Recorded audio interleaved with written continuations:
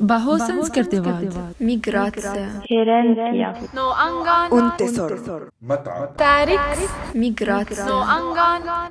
Bonjour tout le monde, mes amis et moi avons réalisé un projet pour vous permettre de découvrir le patrimoine de Rabat à travers ces différents restaurants et on vous propose de commencer la visite à Descartes. Suivez-nous. Allons-y.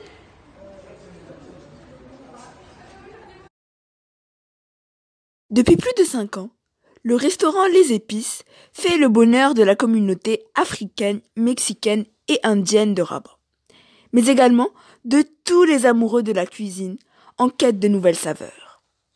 Ainsi, le gérant des Épices cherche à faire de ce restaurant un lieu de multiculturalisme où se mélangent les saveurs des 4 coins du monde. Une idée innovante qui lui est venue suite à son voyage au Sénégal.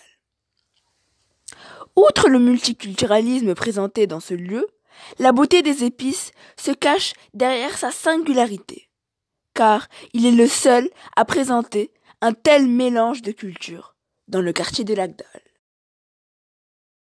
S'envoler vers un nouveau continent, une nouvelle culture, sans pour autant avoir quitté le Maroc, c'est possible. L'esprit est transporté vers de nouveaux horizons, emporté par les babines.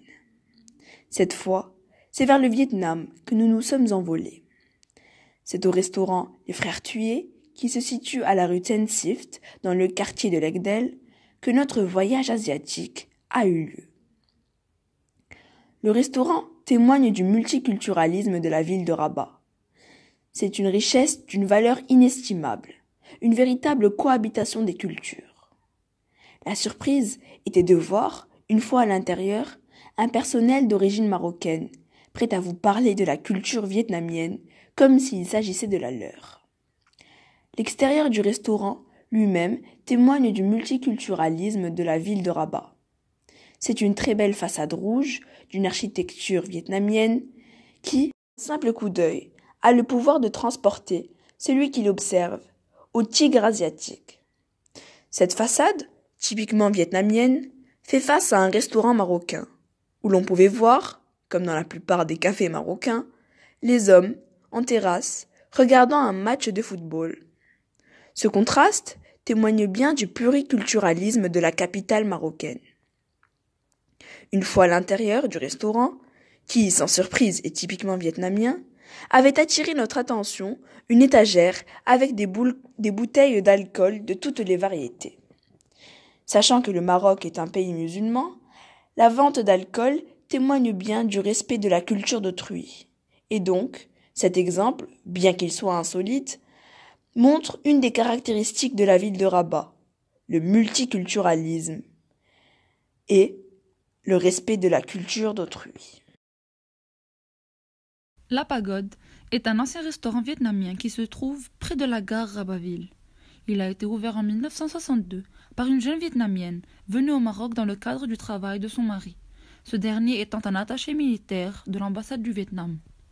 Ce couple vietnamien a préféré rester au Maroc, terre d'hospitalité, en raison de la guerre du Vietnam déclenchée en 1955 dans le cadre des conflits idéologiques qui opposèrent communistes et libéralistes.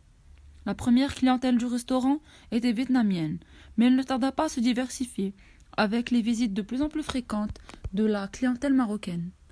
La Pagode a été le premier restaurant asiatique de Rabat et l'un des principaux vecteurs de transmission de la culture vietnamienne dans la capitale.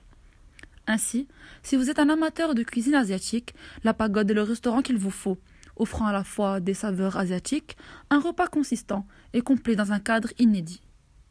Et comme un proverbe chinois l'explicite parfaitement, celui qui ne sait pas manger correctement n'est pas capable de vivre. La Mama est un restaurant italien ouvert en 1967 par Matteo Benenati, dont le père est le premier gynécologue au Maroc. Il décide de s'installer dans notre pays pour partager et transmettre son savoir-faire italien. Il ramène donc des chefs tout droit de Sicile pour combler la clientèle hellénique très aisée de Rabat, dont certains faisaient même partie de la cour du roi. Aujourd'hui, la Mama est toujours un endroit chaleureux qui propose des plats italiens à une clientèle de différents âges et origines. Situé dans le cœur effervescent de la capitale, près de la gare Rabaville, Tagine Watanjia est pourtant un restaurant calme à l'ambiance feutrée. Né de la volonté d'une patronne d'origine russe et marocaine, il a ouvert ses portes en 2002 et propose une cuisine authentique typiquement marocaine, mais dans un cadre et un décor à la fois russe et marocain. Il est fréquenté par une clientèle principalement étrangère, attirée par cet exceptionnel croisement entre ces deux cultures, ce qui fait de Tagine Watanjia une des adresses incontournables de Rabat. Pour clôturer notre visite des restaurants du patrimoine de Rabat, nous sommes partis au café Mort des Oudéas. Qui ne connaît pas le café Mort des Oudéas? Qui n'a jamais siroté un petit thé à la menthe en admirant la beauté charmante du bourg grec? Le café Mort est le premier café de Rabat. Construit au sein des murailles des Oudéas, il a été inauguré en 1912 par le maréchal Lyautey, afin de transmettre la culture française aux Marocains de l'époque. Bien que surnommé le café Mort, ce dernier est en réalité français. Jusqu'aux années 70, on avait coutume d'assister à des récitals de musique andalouse. Aujourd'hui, ce lieu est un site incontournable pour les visiteurs de tout horizon qui désirent découvrir la ville, mais aussi pour de nombreux locaux qui désirent un moment de calme. Quelle belle fin de conclure notre visite avec le pionnier des restaurants et des cafés arabes.